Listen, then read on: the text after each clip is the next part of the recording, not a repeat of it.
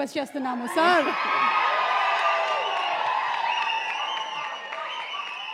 అందరికీ నమస్కారం.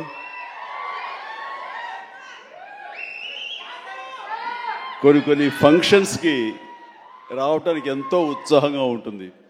వాళ్ళు పెద్దవాళ్ళ చిన్నవాళ్ళ ఎలాంటి వాళ్ళని నేను చూడనది. ప్రేమతో పిలిస్తే కనుక ఎస్ వస్తున్నానే అంటుంది. నాకు ప్రేమ కావాలి, అభిమానం కావాలి. అలాంటిది ఇక్కడ అభిమానం నాకు చాలా నిండుగా మెండుగా లభిస్తుండటంలో చూస్తున్నారుగా. ఇక్కడ ప్రతి ఒక్కళ్ళు అంత ప్రేమ కురిపిస్తుంటే ఇది ఆస్వాదించడానికి నేను వచ్చినందుకు నాకు చాలా చాలా సంతోషంగా ఉంది. అండ్ ఈ రోజున మీతో పాటు ఇలా షేర్ చేసుకోవటం అండ్ ఇక్కడ మీరు ఇంత ఉత్సాహంగా వచ్చి ఈ ఫంక్షన్ని ఇంత వైబ్రెంట్గా ఇంత ఉత్సాహంగా ఇది జరగడానికి కారణమైనటువంటి మీ అందరికీ కూడా నా మనస్ఫూర్తిగా నా సంతోషాన్ని అభినందనలు తెలియజేస్తున్నాను. మొన్న పాండమిక్ కోవిడ్ సమయంలో అది ప్రపంచంలో చాలా వ్యవస్థల్ని చాలా రంగాల్ని అతలాకుతలం చేసింది, కన్ఫ్యూజ్లో పెట్టేసింది, భవిష్యత్ ఏమిటో తెలియని అగమ్య గోచరంలో పెట్టింది. అలాంటి పరిస్థితిలో సినిమా రంగం కూడా ఏమైపోతుంది అనే ఒక డోలాయమాన పరిస్థితిలో ఉన్నప్పుడు చూస్తే నిజంగానే అందరూ ఓటీటీలకి అలవాటు పడిపోయారు. అది భాషలకు సంబంధం లేకుండా ఏ భాషా చిత్రాలు సరే చూసి వాళ్ళకి ఎక్స్పోజర్ చాలా ఎక్కువ వచ్చేసింది. ఇలాంటి వాళ్ళకి ఏ సినిమాలు తీసి మనం సాటిస్ఫై చేయగలం, ఇలాంటి వాళ్ళని మనం సంతృప్తి పరచగలమా అనేది ఎప్పుడూ ఒక రకంగా మీమాంసలు ఉంటుండేవాడు. ఆ తర్వాత అలవాటైపోయి జనాలు ఇళ్లలో ఓటీటీలో సినిమాలు చూడటం అలవాటైన తర్వాత వాళ్ళని థియేటర్కి రప్పించడం చాలా కష్టం అండి. అన్లెస్ అది ఏదైనా ఈవెంట్ ఫిల్మ్స్ కానీ, బిగ్ హీరో ఫిల్మ్స్ కానీ, హై బడ్జెట్ ఫిల్మ్స్ కానీ థియేటర్లోనే ఆ సినిమా చూడాలి, ఆ ఎక్స్పీరియన్స్ మనం పొందాలి అనుకునే సినిమాలకు తప్ప చిన్న చిత్తగా సినిమాలకి రావడం చాలా కష్టం అన్నప్పుడు ఇదేమి కష్టకాలం మనకి ఇండస్ట్రీకి. ఈ సినిమా ఇండస్ట్రీ ఏమైపోతుంది? ఒక 5-6 పెద్ద సినిమాలను ఆడినంత మాత్రాన అది సినిమా ఇండస్ట్రీ ఓహో అంటూ కాదు. చిన్న సినిమాలు, చితక సినిమాలు, అన్ని సినిమాలు ఇక్కడ ఎంతో ఉత్సాహంగా జరుపుకోవాలి. షూటింగ్లో ఎంతోమందికి ఉపాధి కల్పించాలి, ప్రతి ఒక్కరు కళకళలాడుతూ ఉండాలి. ఆ చిన్న సినిమాలు అవన్నీ ఏవైనా అన్నీ కూడా ఆడాలి, అప్పుడే పరిశ్రమ అలాగా సజావుగా కొనసాగుతుంటుంది అని అనుకునే మాలాంటి వాళ్ళకి అలా కోరిక నాకు ఒక రకమైనటువంటి చిన్న బెరుకు వచ్చింది.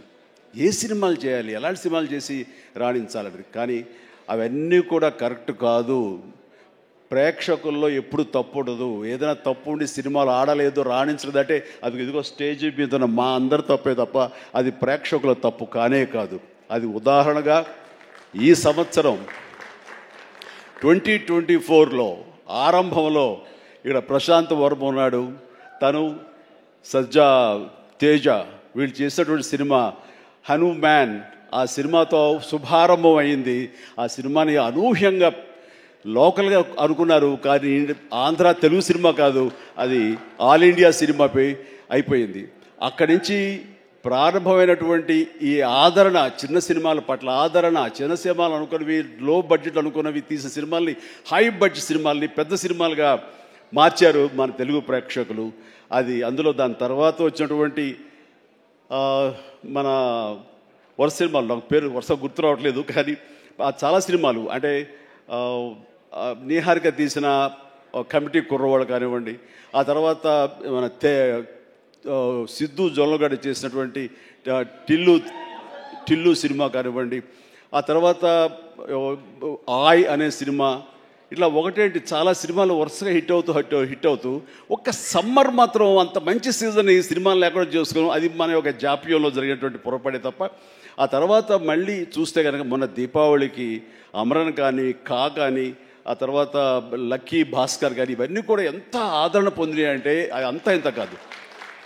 వీటి వెనకాల ఎవరు పెద్ద పెద్ద డైరెక్టర్స్ ఎవరు లేరు, పెద్ద పెద్ద యాక్టర్లు ఎవరు లేరు. ఇది కోటాను కోట్లు ఖర్చు పెట్టి తీసినవి కావు. బట్ కంటెంట్ అన్నది ఈ రోజున మన ఆయువు పట్టు.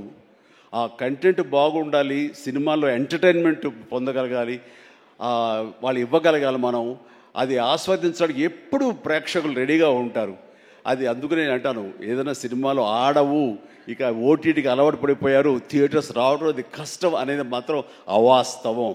ఈ రోజున మొన్న ఈ సినిమా వరుసలో మన సత్య ఇందులో ఉన్నాడు. సత్య చేసినటువంటి అలాగే మన కీరవాణి గారి అబ్బాయి చేసిన శ్రీ మత్తు వదలరా 2 ఎంత బాగుంది ఆ సినిమా, ఎంత సరదాగా ఉంది, ఆద్యంతో చాలా చాలా బాగుంది. ఇవన్నీ కూడా నేనే ఉత్సాహంగా సినిమాలు 2 సార్లు చూశాను ఆ సినిమా. ఇట్లాగా సినిమా బాగుంటే థియేటర్స్కి వస్తారు, చూస్తారు, వాళ్ళు ఎంటర్టైన్మెంట్ పొందడానికి వాళ్ళు ఎంత డబ్బైనా ఖర్చు పెట్టడానికి రెడీగా ఉన్నారు. అయితే ఆ సినిమా వాళ్ళకి అందేలాగా మనం చాకచక్యంగా తీయాలి, మనం శ్రద్ధాశక్తులతో తీయాలి. ఆ కంటెంట్ని మనం 1-2 సార్లు చెక్ చేసుకుంటే కానీ మనం బయటకు వదలకూడదు. ఎందుకంటే ఈ రోజున దాదాపుగా 125 సినిమాల దాకా ఇంతవరకు రిలీజ్ అయితే అందులో ఆల్మోస్ట్ 20% ఫిల్మ్స్ సూపర్ హిట్ అయినాయి. ఇది మంచి పర్సంటేజ్. అండ్ ఆ రకంగా ఈ రోజున ఈ జీబ్రా మంచి కంటెంట్ తోటి ఉందని అర్థమవుతుంది. ఇది వెరీ గుడ్ ఎంటర్టైన్మెంట్ ఉంది. ఇందులో మంచి స్టార్ కాస్ట్ ఉన్నారు, అందరూ వండర్ఫుల్ యాక్టర్స్ ఉన్నారు. అండ్ టోటల్గా ఇది మంచి ఎంటర్టైన్మెంట్తో పాటు ఒక క్రైమ్ ఎలిమెంట్, ఇప్పుడే విన్నాను ఫ్యామిలీ కూడా ఉంది, ఎమోషన్స్ ఉన్నాయని విన్నాను. ఖచ్చితంగా ఈ జీబ్రా మంచి హిట్. ఇప్పుడే రాశాను అక్కడ, ఈ బొమ్మ సూపర్ హిట్ అని. అవ్వాలి, అవుతుంది. అండ్ ఎందుకంటే ఇందులో నాకు కావలసినటువంటి నా మనుషులు అయితే ఏంటంటావు ఇప్పుడు, అదే అది కాదురా, నువ్వు వచ్చావు వైజాగ్ నుంచి, సంతోషమే. మరి బొమ్మలు నువ్వు వైజాగ్లో ఆడించాలి. అది అదే అలా అయితే బలవాడువే. మన హీరోలు కూడా అదే ఊరే. కూర్చోరా కాసేపు. సో ఈ ఇందులో సత్యరాజు గారు ఉన్నారు, సత్య ఉన్నాడు, అండ్ సునీల్, అందరికి మించి నా బ్రదర్. అండ్ కన్నడ నుంచి వచ్చినటువంటి ఒక అద్భుతమైన యాక్టర్ ధనుంజయ. ఆయన గురించి నేను విన్నాను కానీ సినిమాలు చూడటం ఇది చేయలేదు. బట్ పుష్ప చూశాను. పుష్ప ఎక్కడ అనేది నాకు గుర్తు రావట్లేదు, కానీ డెఫినెట్గా ఈ సినిమాలో చాలా మంచి గుర్తింపు వచ్చింది. తను కూడా మంచి ఆర్టిస్ట్గా, తెలుగు యాక్టర్గా తను సెటిల్ అవుతాడు అంటలో ఎలాంటి సందేహం లేదు. All the very best Dhananjay. And ఇక సత్యదేవ్ గురించి ఏం చెప్పను. నాకు 2 తమ్ముళ్ళు ఉంటే కనుక అందులో ఇంకొక తమ్ముడు, 3వ తమ్ముడు సత్యదేవ్. అంతటి ప్రేమని తను చూపించే ప్రేమలో ఎక్కడ కల్మషం ఉండదు. ప్రేమ అందులో నిజాయితీ ఉంటుంది, నిజమైన ఎమోషన్ ఉంటుంది. తను ఇందాక చెప్పినవన్నీ కూడాను అన్ని సత్యాలు. ఎందుకంటే నాకు అతను చూడగానే అతనిలో ఒక స్వచ్ఛత ఉంటుంది సార్, ఆనెస్ట్, సిన్సియర్. అది మాత్రం చాలా అద్భుతం.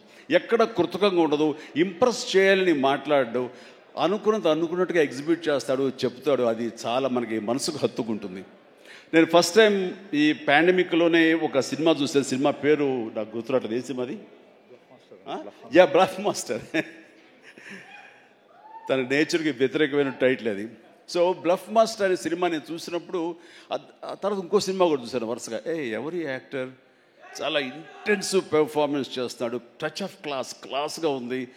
అండ్ మన తెలుగు మనిషిలాగా అనిపించలేదు. బహుశా అతనికి డబ్బింగ్ వాయిస్ ఇచ్చారు, ఎందుకంటే వాయిస్లో అంత రిచ్నెస్ ఉంది, అంత క్లారిటీ, అంత నీట్గా ఉందంటే మంచి డబ్బింగ్ ఆర్టిస్ట్ తోటి తనకి డబ్బింగ్ చెప్పించుంటారు. కాబట్టి ఎవడో బయట వ్యక్తి అయి ఉంటాడు. ఏ యాక్టర్, ఏ కన్నడనా లేదా ఇంకోటి అనిపించేది. అని ఎవరితో మాట్లాడుతూ, లేదండి మన వైజాగ్ అబ్బాయి అన్నాడు. మనూరి అంటారా, మన వైజాగ్ అబ్బాయి అని చెప్పేసి అన్నారు. అనేసరికి నిన్న ఒకసారి అతన్ని చూడాలనుకున్నాను, మనం మాట్లాడాలనుకుంటున్నాను. ఎందుకంటే అతనిలో బెస్ట్ యాక్టర్ ఉన్నాడు. మరి అతనికి ఎవరు వెనక నుండి సలహాలు ఇస్తున్నారు, తన లైఫ్ ఎలా మోల్డ్ చేసుకుంటున్నారు నాకు తెలియట్లేదు. ఊరికనే సరదా మాట్లాడదాం అనిపించింది. నాకున్న ఇంప్రెషన్ తనతో షేర్ చేసుకుందాం అనిపిస్తుంది. అంటే వెంటనే ఫోన్ వెళ్ళటం ఏంటి, అప్పుడు ఫ్లాట్స్లో నుంచి, అపార్ట్మెంట్స్ నుంచి బయటికి వచ్చే ప్రసక్తే లేదు. అక్కడ వాళ్ళ యూనియన్ ఏదో ఉంటే కనుక వాళ్ళ స్పెషల్ పర్మిషన్ తీసుకుని అప్పుడు రోడ్డు మీద వచ్చి నన్ను కలవడం జరిగింది. చూడగానే నా పేరు సత్యదేవ్ అండి అది అన్నాడు. అయిన తర్వాత ఓకే వెరీ గుడ్, చాలా బాగా చేస్తాడు. కాసేపు పిచ్చాపడి మాట్లాడుకున్న తర్వాత, సార్ ఇక్కడ ఇందాక నాడే అది పచ్చబొట్టు, అది కాదు, అది పడ్డ మచ్చ, అది నేల మీద. అది ఎందుకు పడ్డావు ఏంటది అంటాను. నేను మీ కొదమసింహం సినిమాలో మీరు రోప్లో జంప్ చేస్తుంటారు, నేను మా డిష్ టీవీ మా యాంటీనాలో ఉండే వైర్ తోటి అలా జంప్ చేసి కింద పడ్డానండి, అవి దెబ్బ తగిలింది. అయిన తర్వాత మీ ఇంపాక్ట్ ఎంత ఉంటుందని మీకు ఈ విషయం చెప్పాలి. దీన్ని కుట్లించడం కోసం మా నాన్నగారు హాస్పిటల్కి తీసుకెళ్ళారు. అప్పట్లో మత్తు గిత్తు లోకల్ ఇంజక్షన్స్ ఇవ్వలేదు. దాన్ని అట్లాగే నేను భరించలేక ఏడుస్తుంటే, అరే చిరంజీవి అయితే అసలు నవ్వుతూ అది కుట్టించేసుకుంటాడు అంటే వేసిన 5-6 కుట్లు నేను నవ్వుతూనే ఉన్నాను, పెయినే తెలియలేదు. అది మీ మహిమ నా మీద, అది దాని ఇంపాక్ట్ ఉంటుంది. అంటే నేను ఏదైనా మైకువా లేకపోతే ఏంటి ఎనస్థిషియా లాంటి వాడినా ఏంటి. అండ్ తనకి అంత ప్రేమ, ఆ ప్రేమ మత్తులో ఆ పెయిన్ కూడా తనకు తెలియలేదన్నమాట. అది చెప్పినప్పుడు చాలా ఇంప్రెసివ్గా అనిపించింది. Such a coincidence. తను ఆ మాట చెప్తున్నప్పుడు దాని వెనకాల నా దగ్గర ఒకే ఒక పెద్ద వాల్ పోస్ట్, పెద్ద పెయింటింగ్ ఉంటుంది. అది కొదవ సింహంలో పెయింటింగ్ అనమాట. క్యాప్ అది పెట్టుకుని, సిగార్ నోట్లో పెట్టుకుని, ఇదేనండి ఇది చూసి అన్నాడు. అంటే దాన్ని ఆ ఫోటో ముందు తను మళ్ళీ ఇంకో పిక్చర్ తీసుకుని అలాగే వీళ్ళు అక్కడి నుంచి మా పరిచయం, మా మీటింగ్స్ అప్పుడప్పుడు అనేది చాలా రోజులు ఇప్పుడు ఒకసారి వస్తారంటే రా అని చెప్పడం అలాగా జరుగుతుంది. అంత మంచి యాక్టర్కి సరైన సినిమాలు పడటం లేదు అనేది మాత్రం ఎక్కడో నాకు కొంచెం ఉంది. అంటే హీరోగా ప్రయత్నం చేస్తున్నాడు, హీరో అనేది కాకుండా వెరస్టైల్ యాక్టర్ అనిపించుకోవడంలో మాత్రం తన నటనకి హద్దులు ఎల్లలు లేకుండా చేసుకుంటే మరింత ఉన్నత స్థాయికి వెళ్తాడు. ఆ తర్వాత ఇతను ఏ స్థాయిలో ఉండాలి, ఏ పాత్రలో ఉండాలి, ఏ హీరోగా సెట్ అవ్వాలి ఏంటంటే ప్రేక్షకులు నిర్ణయిస్తారు. దాని ప్రకారం మనం ముందుకు వెళ్ళిపోవచ్చు అంటూ గాడ్ ఫాదర్లో ఎవరో నార్త్ హీరోస్నో లేకపోతే ఇంకో హీరోస్నో బయట లాంగ్వేజ్ హీరోస్నో తీసుకొస్తే మనకింత పొటెన్షియల్ ఉన్న ఒక ఆర్టిస్ట్ ఉన్నాడు, అతన్ని ఆ క్యారెక్టర్ పెట్టుకుందాం అని అంటే కొంచెం రెసిస్టెన్స్ వచ్చింది. ఎందుకంటే మన వాళ్ళు అనగానే లోకువ. కానీ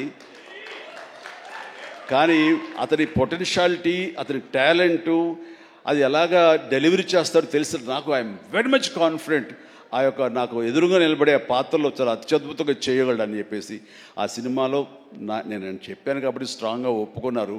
ఇందాక తను చెప్పినట్లుగా తను అంతకంతగా ఆ దాంట్లో రాణించాడు, మెప్పించాడు, ఒప్పించాడు. ద ఫెంటాస్టిక్ పెర్ఫార్మెన్స్ ఇచ్చి ఆ సినిమా అంత ఎత్తుకు వెళ్ళటానికి, ధీటుగా నాకు నిలబడి చేయడానికి తను కారణమయ్యాడు. అలాంటి సత్యదేవ్ నా నమ్మకాన్ని నిలబెట్టాడు. ఇందాక అది ఆ మాట తను అన్నప్పుడు మనస్ఫూర్తిగా దాన్ని నేను ఆహ్వానిస్తున్నాను, ఆస్వాదిస్తున్నాను. అండ్ తనకి ఇంకా ఎంతో మంచి బ్రైట్ ఫ్యూచర్ ఉంది. ఎందుకంటే సత్యదేవ్ లాంటి వెరస్టైల్ యాక్టర్స్ మనకి తెలుగులో కరువైపోయారు. తను పరిధిని లిమిట్ చేసుకోకపోతే, ఎక్స్పాండ్ చేసుకుంటే బోల్డ్ అయిన అవకాశాలు తనకు వస్తాయి నేను చూస్తాను కూడాను. అండ్ అలాంటి ఈ సినిమాలో తను ఒక మాస్ హీరోగా కామెడీ తోటి, చాలా చక్కగా సెటిల్డ్ కామెడీ తోటి, ఒక యాక్షన్ తోటి ఈ సినిమాలో తనకి మంచి భవిష్యత్తు మళ్ళీ ఏర్పడుతుందని నేను భావిస్తున్నాను. అండ్ నా తమ్ముడుగా సత్యదేవ్కి ఆల్ ద వెరీ బెస్ట్ చెప్తూ ఈ సినిమా తనకి అద్భుతమైన విజయం చేకూరాలి. Please God bless really. నిజంగా ఇంకా నేను మరింత ఎత్తులు చూడాలి సత్యదేవ్. చూస్తాను కూడాను. అండ్ ఇక ప్రొడ్యూసర్స్గా ఇద్దరు ద్వయం, మన Dinesh and Bala and Dinesh. And అలాగే వాళ్ళని సపోర్ట్ చేస్తూ ఇక్కడ ప్రస్తుతం ఉన్నట్టు ఎస్ఎన్ రెడ్డి గారు ఉన్నారు, బిల్డర్. ఆయన కూడా సపోర్ట్గా ఉన్నారు. వీళ్ళందరూ లాభాపేక్షతో కాకుండా ఒక ప్యాషన్తో వాళ్ళు రావటం. సినిమా అంటే ఏం తెలియదు, సినిమా అంటే ఇష్టం కాబట్టి ఆయన కూడా ఓకే అంటే ఆయన ఇందులో కావాల్సినంత బడ్జెట్గా హై బడ్జెట్ అయిందని వింటున్నాను.